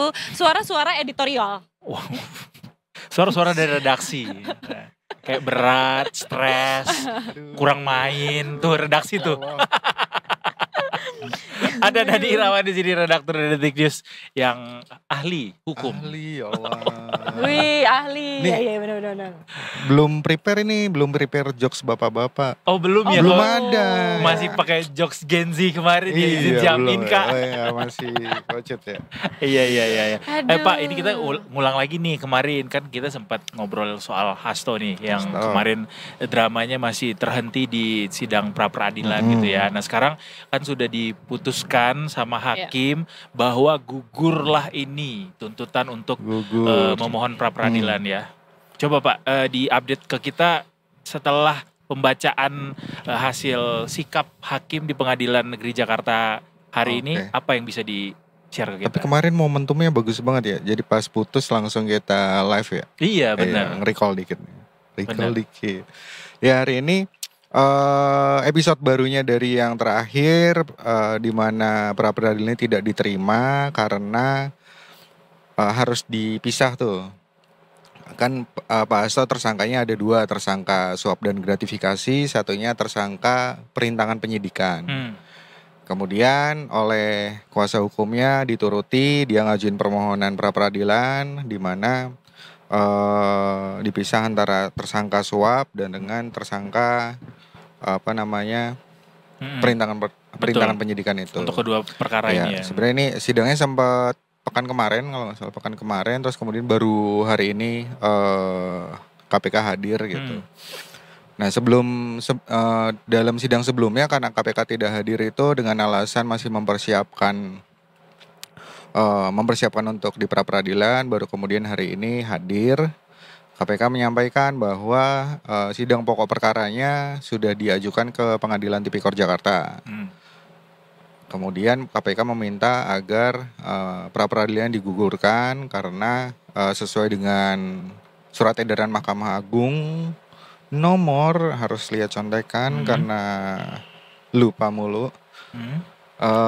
Sekian itu gitu. Intinya adalah harus minta digugurkan, dan kemudian hakim sempat skor sidang lalu diputuskan bahwa sidangnya permohonan yang ini digugurkan. Iya. Karena sudah masuk ke pokok perkara, yaitu besok Jumat itu sudah diadili. Ya kayak ini appetizer-nya itu main course-nya lah. Main course-nya tuh udah langsung ke main course gitu. Iya. Gitu. Sebenarnya masih ada satu lagi pra peradilannya itu di hari Jumat yang perintangan. penyidikan, Iya. tapi based on yang hari ini kuasa hukum juga udah sanksi gitu, paling digugurin juga gitu. Oh gitu. Yes. Kuasa hukumnya Hasto. Iya, karena di hari Jumat itu juga sidang yang main course-nya diadili di Tipikor, bukan di PN Jaksel. Maksudnya Pak, please enlighten us more about this kind of situation. Oke. Kenapa kuasa hukumnya bisa memprediksi udahlah Jumat pasti juga bakal digugurin nih? Karena kan sebenarnya sama yang sebelum pra peradilan itu kan ngurusin hal-hal administratif yang seperti kita bahas sebelumnya itu. Nah, ketika pokok perkaranya sendiri sudah masuk ke sidang yang main course-nya itu, dari putusan MA tahun 2005 itu lagi-lagi kita lihat contohnya kan permintaan pra peradilan dinyatakan gugur ketika telah dimulainya sidang pertama terhadap pokok perkara yang dimohonkan pra peradilan yang kemudian diejawantahkan dalam surat edaran Mahkamah Agung. Karena ini kapan nih sebenarnya pokok perkara itu diadili gitu. Apakah pada saat hakim ngetok palu mulai sidang atau saat dilimpahkan perkaranya gitu. Dari surat edaran Mahkamah Agung disampaikan sejak berkas perkara itu dilimpahkan, pengadilan menunjuk hakimnya segala macam, itu statusnya seorang tersangka sudah jadi terdakwa gitu. Nah, sejak dari situ kemudian makanya jadi pertimbangan untuk menggugurkan pra peradilannya. Gitu. Karena kalau yang nanti hari Jumat diloloskan begitu dikabulkan, kayak nggak jelas jadinya ininya ya, apa namanya, kedudukan hukumnya ya. Iya, di SEMA yang sama juga. Iya. Apa namanya disampaikan SEMA ini surat edaran Mahkamah Agung ya, yang buat dari putusan MA tadi. Dalam perkara tindak pidana sejak berkas perkara dilimpahkan dan diterima pengadilan serta merta menggugurkan pemeriksaan pra peradilan karena sejak dilimpahkan status tersangka beralih terdakwa, status penahanannya beralih ke wewenang hakim. Jadi, kemudian jadi udah bukan udah main ya kayak yang singkatnya tadi itu appetizer-nya di skip lah, kita langsung ke main course gitu. Berarti udah ke pengadilan ya sekarang ya? Iya, sidang perdananya nanti hari Jumat ini, tanggal 14. Kemarin kita bahas apa ya sebelum ini ya? Lupa deh. Yang harusnya pekan ini juga ditentukan gitu. Apakah hasto juga? Kayaknya enggak deh. Banyak banget obrolan kita. Ya. Iya, sumpah gue lupa. Gue mau update soal itu ada kaitannya apa enggak, tapi oke kita lanjut ke pertanyaan selanjutnya. Silakan. Kita lihat tayangan ulang ya? Kita lihat tayangan ulang minggu lalu. Ada VAR. Oh, Tom Lembong benar. Tom Lembong kan harusnya hari Senin juga kan? Belum cek lagi sih. Putusan sela ya. Iya, putusan tapi sela belum benar. cek tapi lagi. nggak ada hari ini jadwal. Hari ini kalau dari jadwal sih belum muncul sih, nggak ada. Ataukah saya yang salah menyampaikan tanggalnya atau ya, kapan? Pokoknya minggu ini harusnya. Pokoknya pekan ini. Gitu. Oke. Silakan Ibu Pocet dengan pertanyaan ajaibnya. Silakan. Oke ya. Sudah siap? Sudah siap ya. Lebih ke ini brain freeze. Benar. Brain freeze. Gitu. Oke. Nah, berarti ekspektasi buat hari Jumat sejauh ini apa, Mas? Ya sebenarnya sama yang disampaikan dengan kuasa hukumnya gitu, kayak sidang sih tetap berlangsung ada di PN Jaksel dan di Tipikor. PN Jakselnya pra peradilan, di Tipikornya pokok perkara. Kalau dari kuasa hukumnya ya sebenarnya dari apa yang disampaikan ya gue udah tahu lah putusannya apa, karena berkaca dari hari ini gitu kan. Karena sama-sama pra peradilan prosesnya yang sebelumnya di minggu sebelumnya tuh berlangsung di hari yang sama, nih hanya hari berbeda aja gitu. Beda hakim. Terus ya udah Pak, tinggal main di main course-nya di PN Tipikor itu gitu. Apakah akan ada drama dari hasto atau tetap ngikutin, ya kita sebenarnya lihat dinamikanya gitu. Kalau ngelihat Pak Hasto ya tetap pasti akan berlangsung sidangnya. Cuman kalau pendapat pribadi saya sepertinya urusan pra peradilan ini akan disinggung dulu gitu di awal-awal sidang mungkin gitu. Kenapa tadi gue juga nanyakan kira-kira gimana sikap hasto selanjutnya setelah adanya putusan pra peradilan ini yang ditolak gitu. Karena mau nggak mau pasti ada hubungannya sama sikap politik juga pada akhirnya. Gimana Pak? Kira-kira apakah akan ada perlawanan kembali? Sekarang fight-nya jatuhnya ke main course-nya sih. Jadi kan di tahapan ketika pengadilan itu ya pasti ada kayak kemarin hak-haknya. Kalau kita recall Pak Tom Lembong juga ya di eksepsi segala macam. Jadi kalau kata saya fight-nya di situ gitu. Sedangkan narasi yang dibawa oleh tim kuasa hukum maupun PDIP ya di luar dari persidangan gitu. Iya benar. Jadi tapi kalau buat kalau buat saya pribadi memang lebih baik fight aja udah di tipikor. Iya, di tipikor di main course-nya ini gitu. Biar sekalian gitu.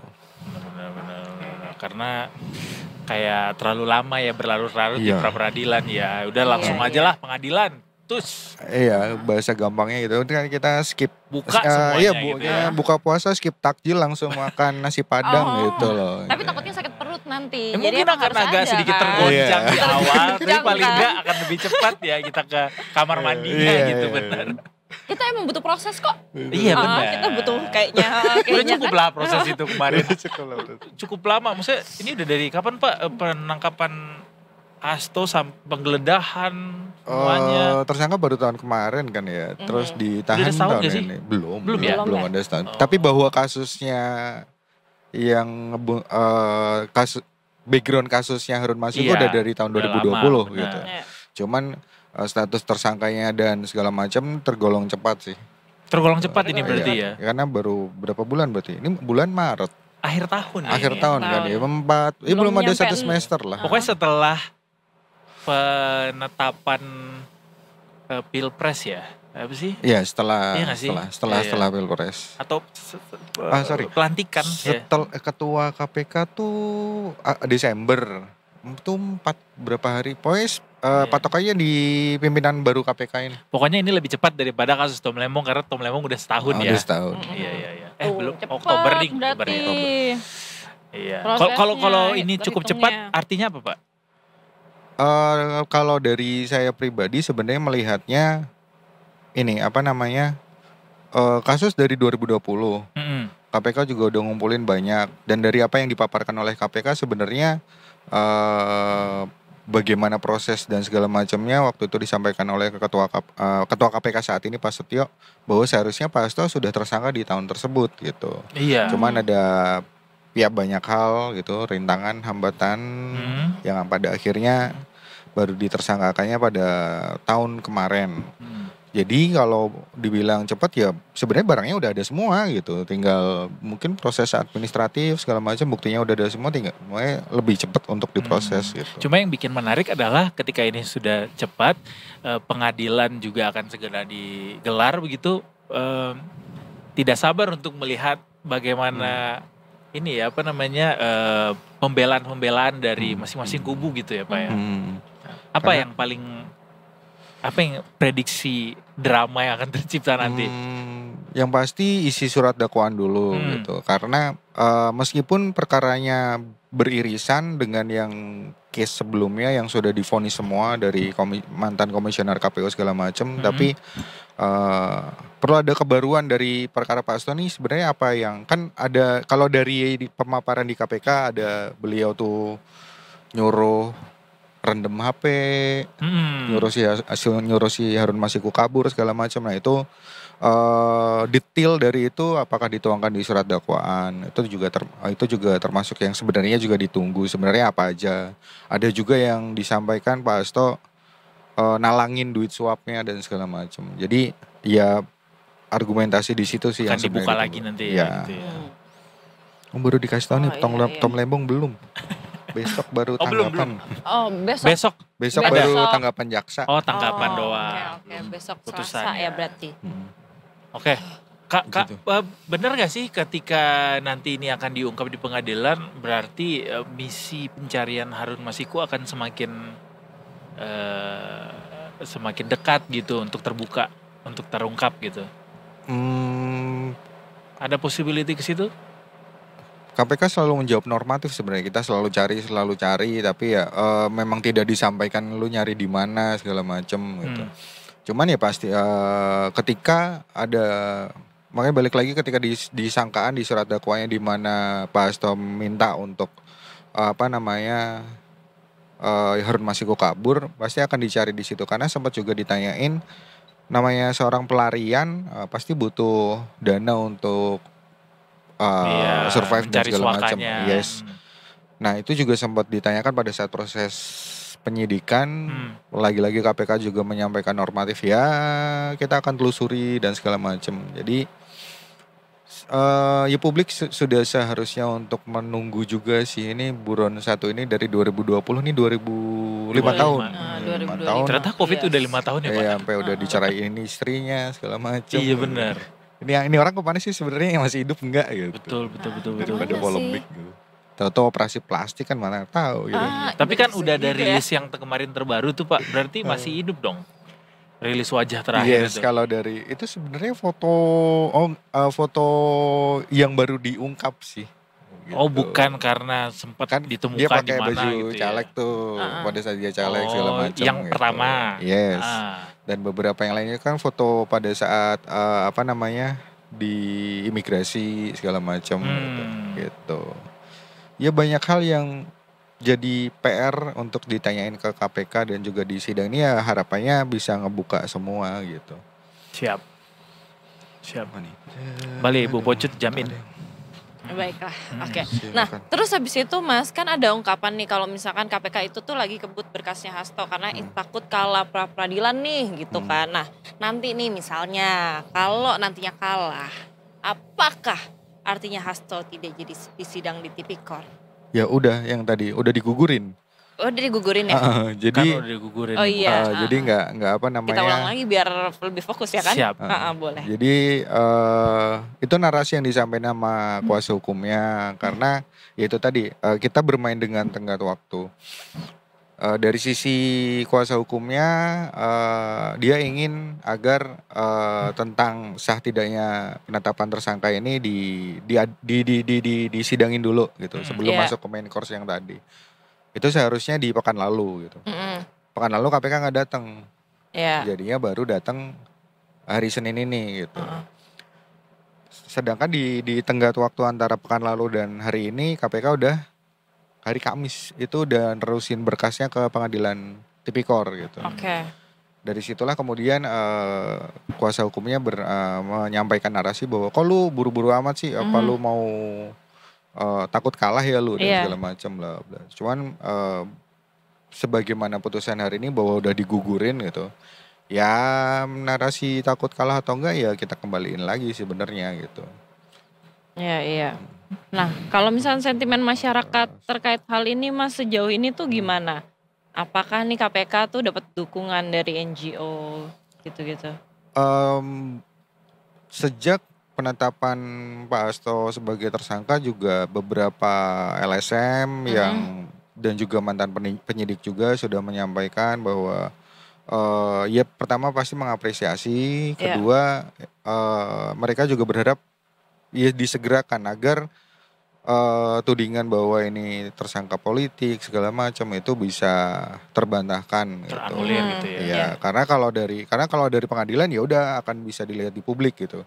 Tapi kalau KPK cuman bilang enggak kok ini enggak politis, ya kan kata lu gitu.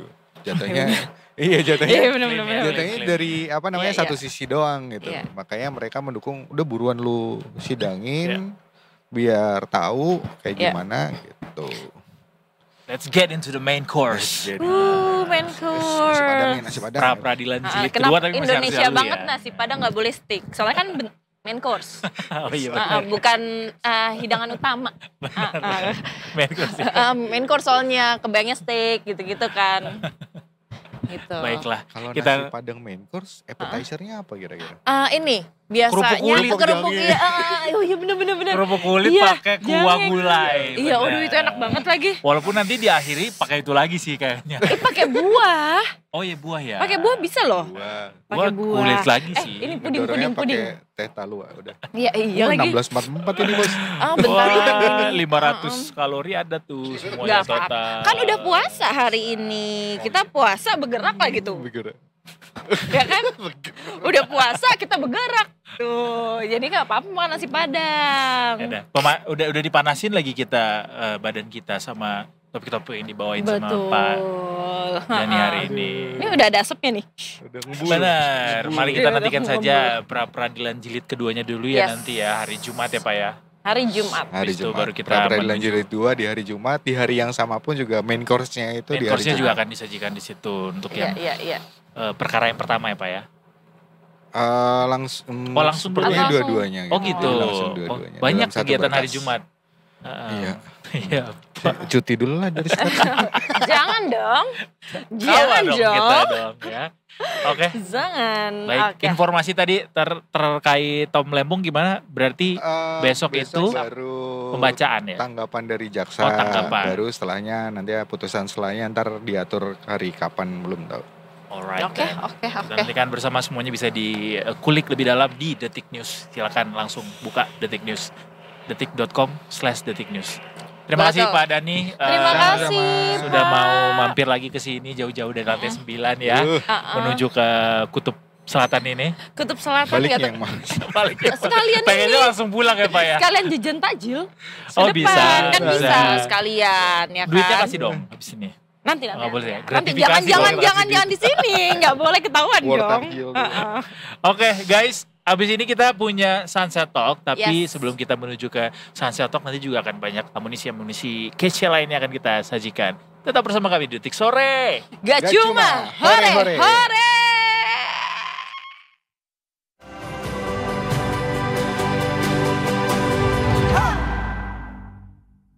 Dengan KPR Hits, kita bisa punya rumah dengan pembiayaan yang panjang sampai dengan 30 tahun.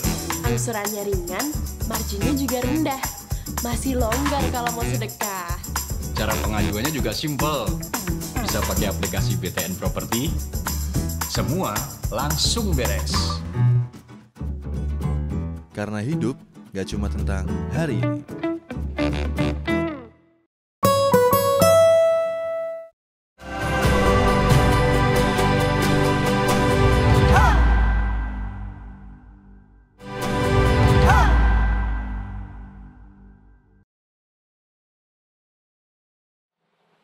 Masih di Detik Sore. Gak cuma Hore. Nah sekarang kita udah masuk Sunset Talk yang The Mentor. The Mentor. Sunset Talk untuk kasih tips. Kita nge-mentorin orang-orang yang selama bulan puasa mungkin bingung. Gimana cara mengelola uang di tengah kondisi ekonomi yang sulit ini. Betul. Lagian kalau misalkan bulan puasa tuh juga lebih konsumtif gitu loh. Kalau gue ngerasanya sih kayak Biasanya gitu. gitu, lapar Ya kan, mata. lapar mata. Karena Beli kita tajil. wah itu dia. Masalahnya beli buat satu orang tapi yang dibeli 5 biji. Kan kayak lah buat apa ya? Benar, padahal Iya kan? dompet juga masih tipis ya, tapi bawaannya pengen belanja aja gitu ya. Pasti kemakan. Udahlah pasti kepake. Kan kayak gitu ya kan. Nah maka dari itu kita hari ini mau ngebahas tentang kelola keuangan di bulan Ramadan lewat produk perbankan nih. Mantap. Jadi sesuai sama VT yang ditampilkan sebelumnya Detikers, hidup tuh gak cuma tentang hari ini. Jadi Betul. kita harus bisa mengelola uang kita untuk bisa mengamankan juga hidup kita di masa mendatang. Gimana caranya mengelolanya? Kita akan ngobrol bareng narasumber spesial kita di Sunset Talk-nya The Mentor. Hari ini ada Pak Muhammad Bagus Teguh Perwira, anggota Dewan Pengawas Syariah Bank BTN. Selamat sore Pak. Selamat sore, Bagus. apa kabar? Selamat datang di Detik Sore Pak Bagus. Terima kasih. Pak Teguh, tadi kita ngobrol-ngobrol, Pak biasa dipanggil apa, Bagus apa Teguh? Ternyata orang dekat manggilnya Teguh Pak ya? Betul. Orang baru manggilnya Bagus. Jadi kita harus manggilnya Pak Teguh apa Pak Bagus? Mendingan Teguh. Mendingan Teguh. Kenapa? Kenapa? Karena semua anak cowok dari orang tua kita, dari kakak adik saya, semuanya namanya Bagus. Oh gitu, takutnya salah orang Pak ya? Iya, jadi kalau telepon dulu pasti ada telepon rumah ya. Telepon mau nyari Bagus siapa? Selalu kita bilang gitu. Bagus Iya, yang mana iya. nih? Anak cowok ada berapa Pak di rumah? Ada 3. Ada 3, tiga-tiganya ada Bagusnya? Ada Bagusnya semuanya. Oh gitu. Oh iya Bagus 1, Bagus 2, Bagus 3. Tiga, ya. Punten Pak Teguh biar mic-nya Oke. pas. Iya. Oke, Jadi ada sip, 3 namanya ya. Bagus. Iya, nah Pak Teguh nih akan mementori kita soal gimana caranya mengelola keuangan khususnya di bulan Ramadan ini ya. Tadi kata Pocut Pak, orang tuh cenderung konsumtif di bulan Ramadan. Tadi ada lapar mata. Ada lapar Lapar mata, mata juga. Nah, itu bener banget. Ya kan? Karena Kenapa ya, ya Pak ya?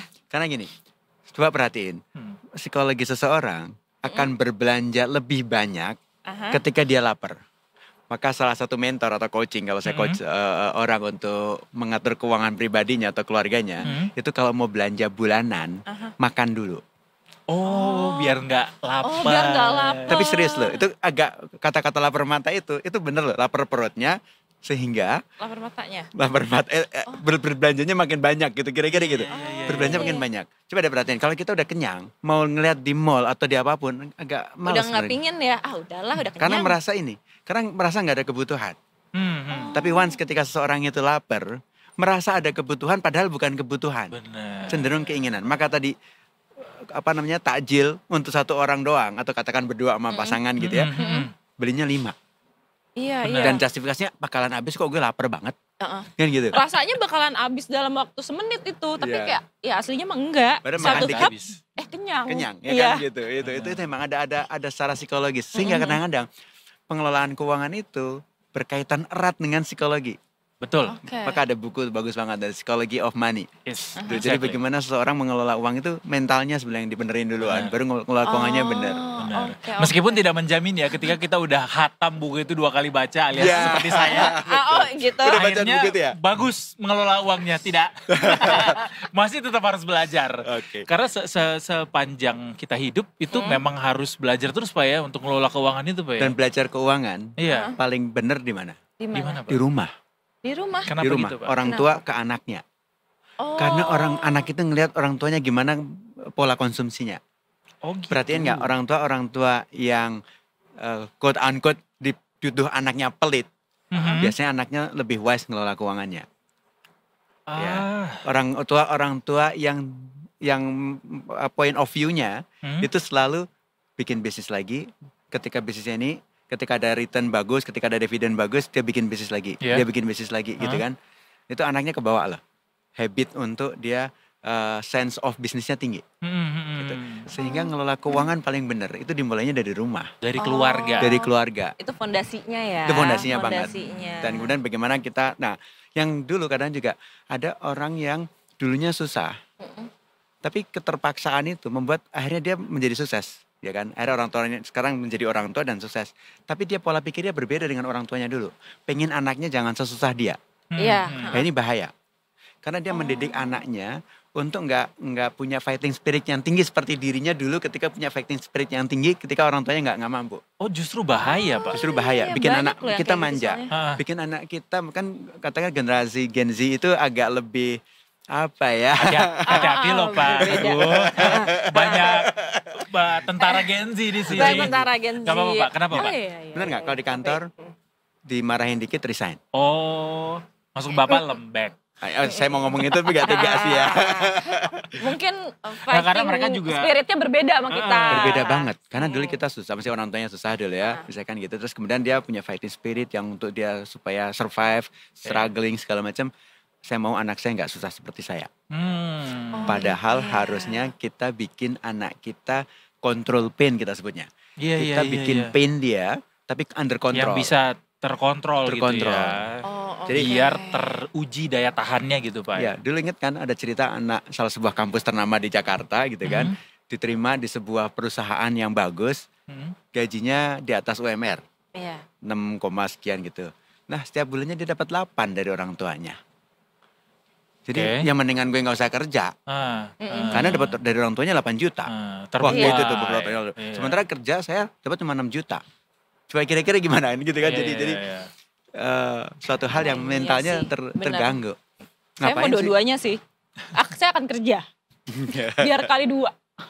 Iya lumayan ya kan. Pak tapi bukan berarti orang tua yang katakanlah teledor gitu ya mengurus finansial keluarganya akan berdampak ke anaknya juga kah? Atau gimana? Oh iya juga. Akan ngaruh ya pasti. Pasti. Pola pikir orang gini.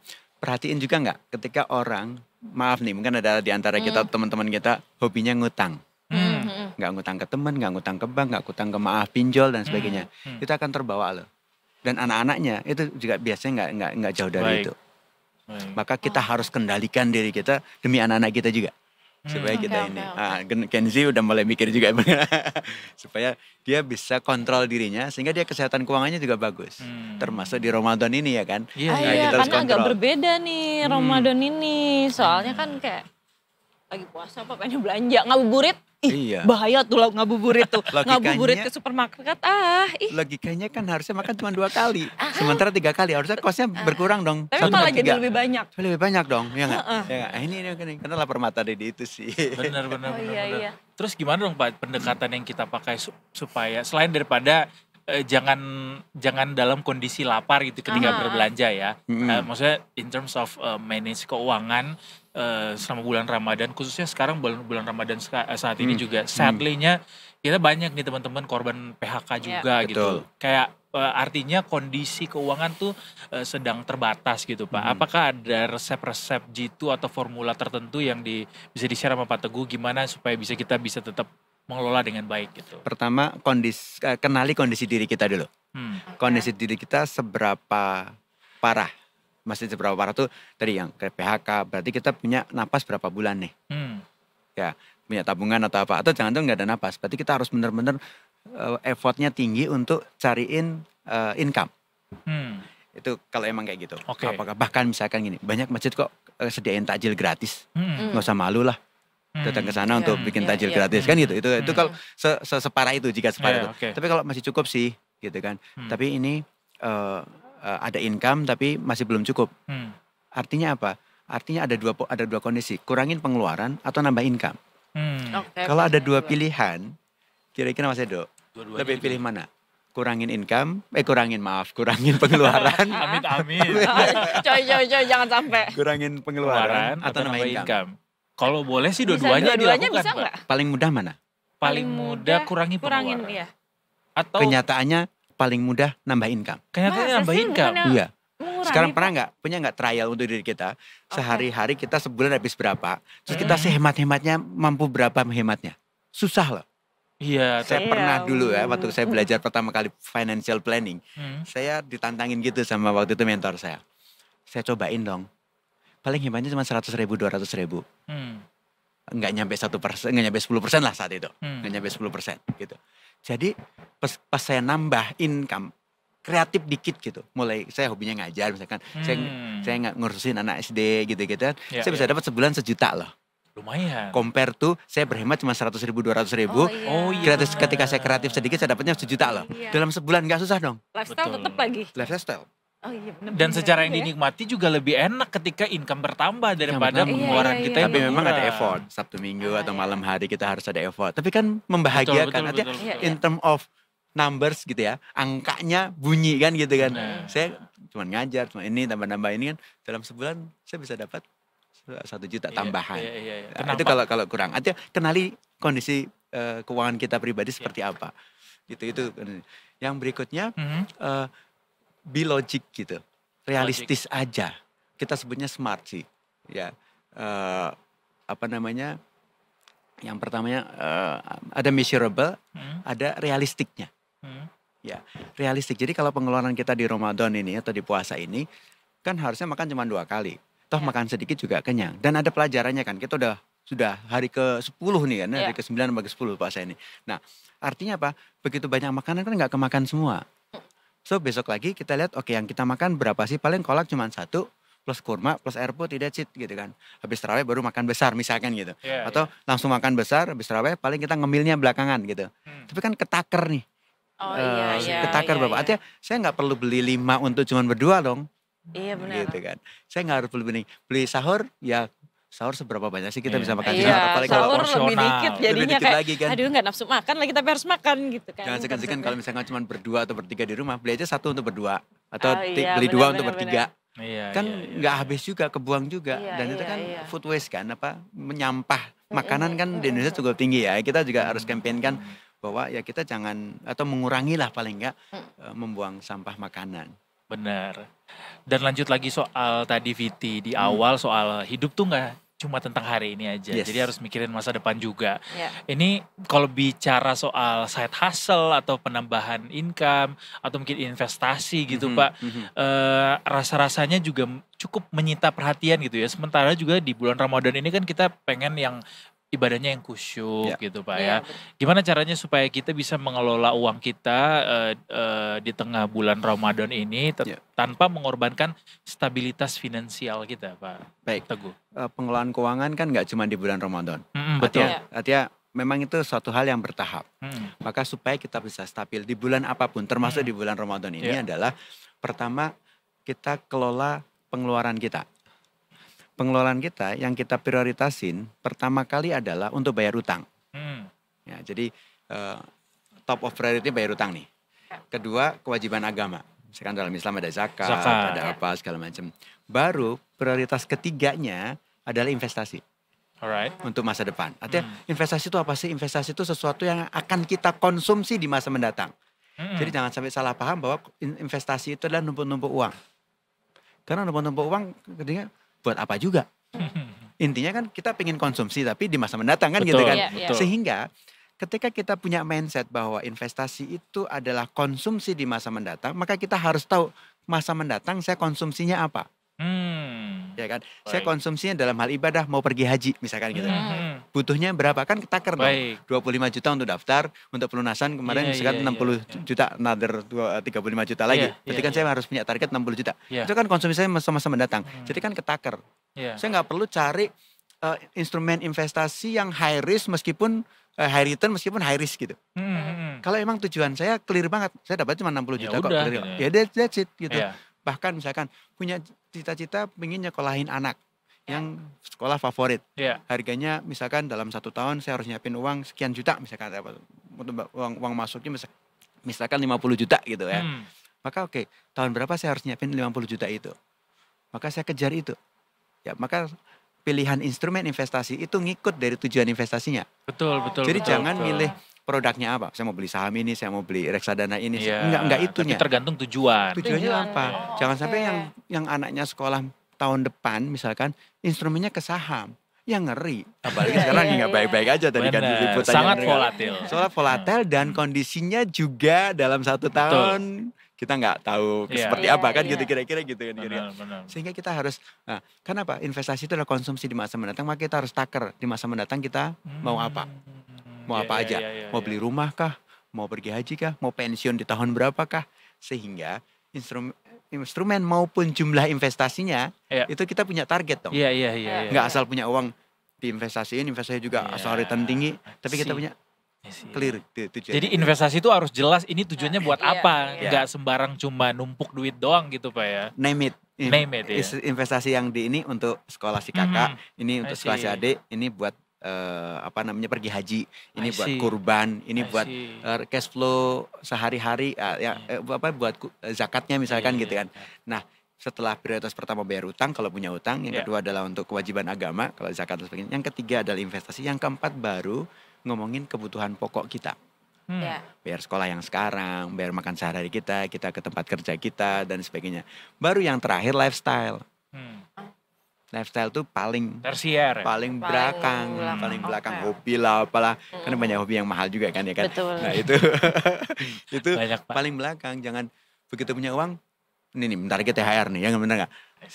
Kamu ngapain ya? Mau beli apa ya gitu. Padahal utang masih belum kebayar. Apalagi utang sama temen ya gak?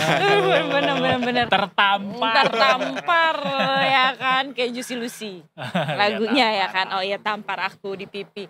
Nah oke, kalau misalkan kita udah punya nih kategori-kategorinya. Nah untuk cara memilih produk yang tepat dan amanah tuh gimana Pak? Baik, yang pertama tadi pilih sesuai dengan tujuan. Itu yang pertama banget. Yang kedua, pilih dari lembaga penerbit instrumennya atau punya produknya, pemilik produknya yang emang udah bonafit, yang udah dikenal. Searching lah kinerja keuangannya misalkan gitu, atau berita-beritanya kayak gimana. Berita sekarang nggak bohong kok, semua orang kan akan. Jadi dilihat bibit bebet bobot. Itulah kira-kira gitu. Jodoh ya. Ya, habis itu lihat baru produknya. I see. Jadi pertama kita punya tujuan yang jelas, kedua providernya siapa, banknya bank apa, manajer investasi seperti apa, baru produknya matching nggak sama saya, matching nggak dengan profil risiko saya, mudah apa enggak, fiturnya seperti apa. Nah ini, jadi kita udah tahu dulu ini memang produk di-provide oleh lembaga yang memang bonafit, yang udah produknya sih so far plus minus aja. Ya nggak, produk Indonesia mah gitu-gitu aja kira-kira gitu. Tinggal benefitnya mana yang paling mudah, paling apa gitu.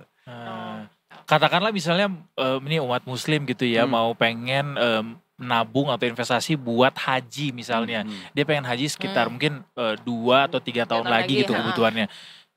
Apa produk-produk yang tersedia untuk bisa dinikmati atau dipakai oleh teman-teman ini Pak? Kalau 2 tahun, 3 tahun masuk dalam kategori jangka pendek sebetulnya. Jangka pendek. Paling aman sih di perbankan.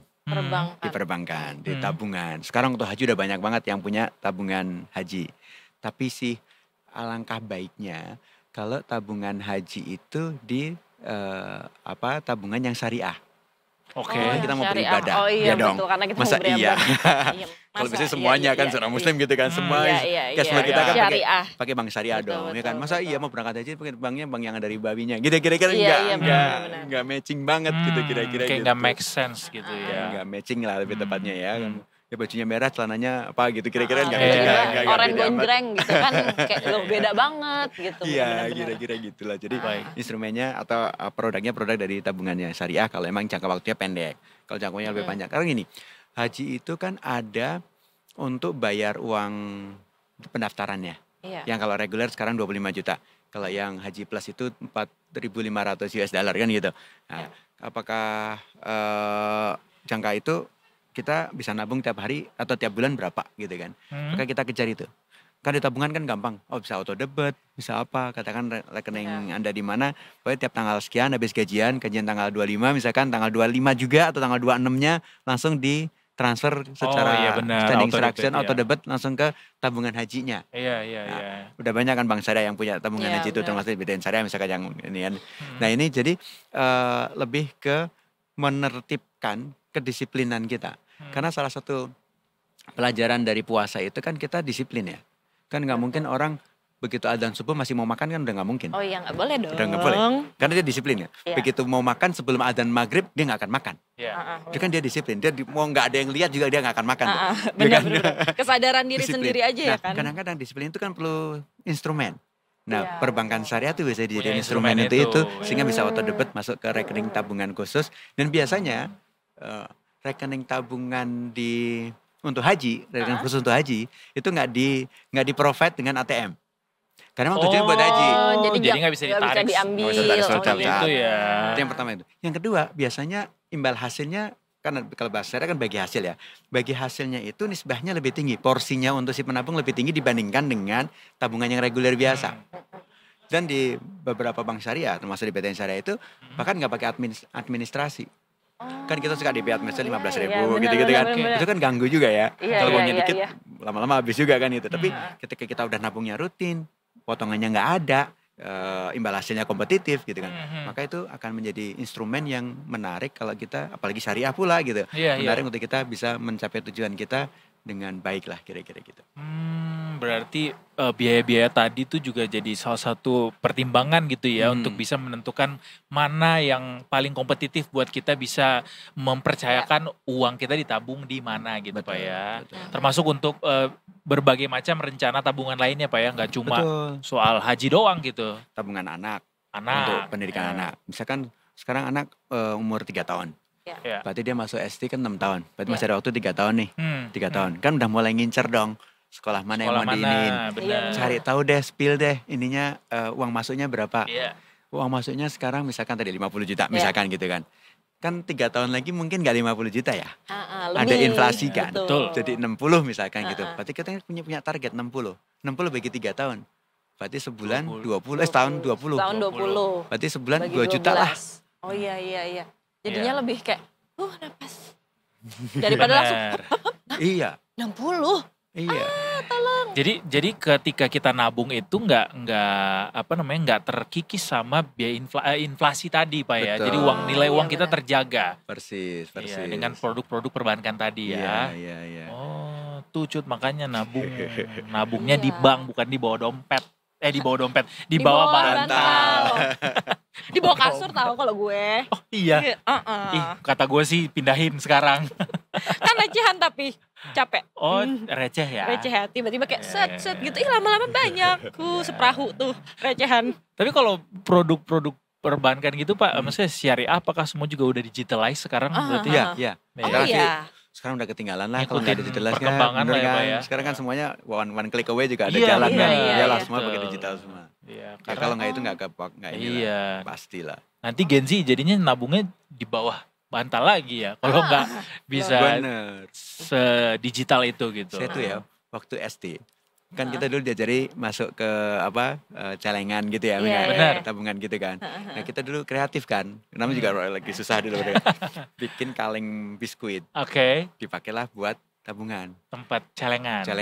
Kan ada koin, ada kertas juga. Iya. Tapi kan nggak setiap ini kita iniin ya, tabungin. Nggak setiap ini kita suatu saat pas butuh uang nih dibuka, karatan loh. Uang yang kertasnya dikaratin, wah sedih banget, bener gak sih? Oh iya. Karena kan kaleng biskuit gitu bener, kan. karatan. Gitu kan. Jadi kan sayang ya. Bah kasurnya ada rayap. Benar. Kan ingat waktu itu ada juga kejadian waktu itu. Iya. Kumpulin uangnya udah banyak banget tapi malah habis dimakan rayap. Iya, jadi bener. hari gini gitu kan. Hari gini. Saya kira Gen Z, apalagi termasuk millennials gitu, udah nggak banyak pegang duit di dompet kayaknya ya, bener gak sih? Iya kayaknya. Ada pada QRIS. cashless.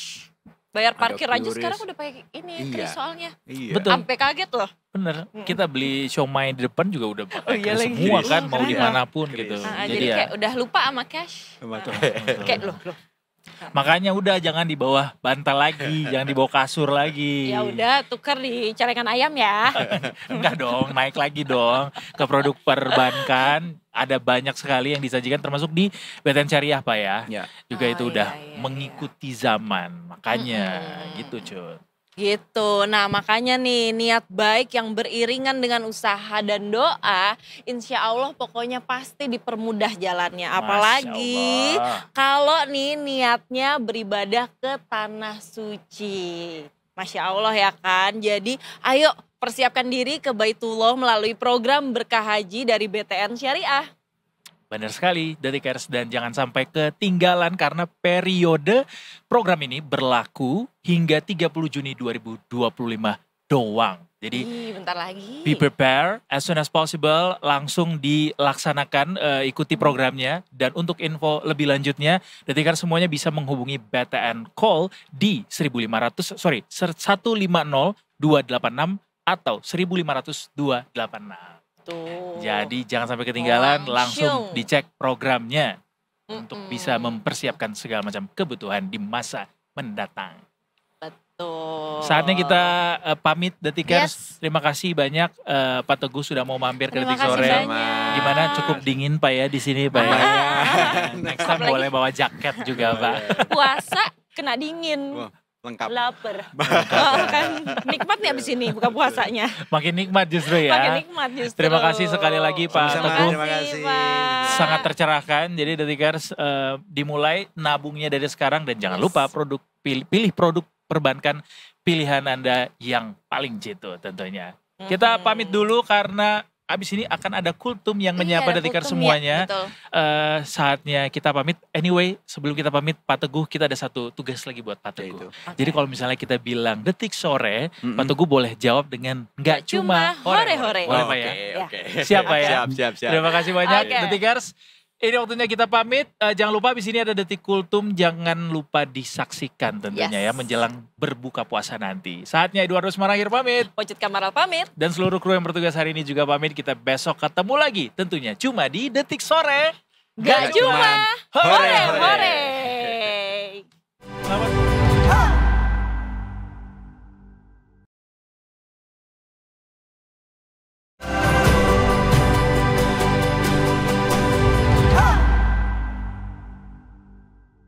Dengan KPR Hit, kita bisa punya rumah dengan pembiayaan yang panjang sampai dengan 30 tahun. Angsurannya ringan, marginnya juga rendah. Masih longgar kalau mau sedekah. Cara pengajuannya juga simple. Bisa pakai aplikasi BTN Properti. Semua langsung beres. Karena hidup gak cuma tentang hari ini.